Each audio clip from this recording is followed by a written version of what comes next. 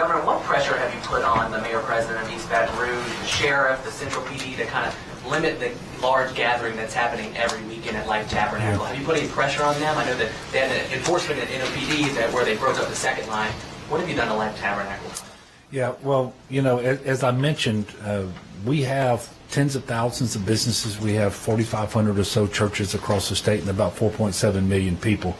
The first message to everybody out there, and this applies to citizens, but it applies doubly to leaders, whether they're an elected leader, a community leader, a business leader, a faith leader, is to comply with the stay-at-home order that we've had, the crowd limitation that's in the executive order and so forth.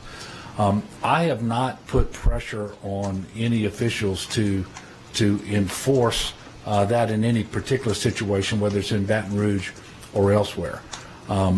But I do implore those folks to comply.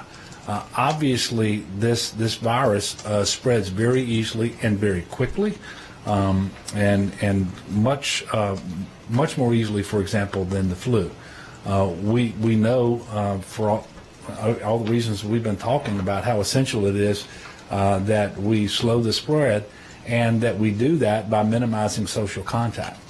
And so we're asking everyone, including our faith leaders and Pastor Spell, to discontinue those services and do what the overwhelming majority of faith leaders have done, and that is to transition to other ways to carry out their ministry. They're doing it online.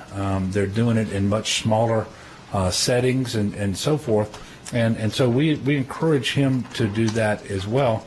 And you know, it's one of those things where you know, we just need more compliance, and we're asking people to do what is, I believe, their obligation as a citizen. But as I mentioned, leaders have an even bigger obligation to comply.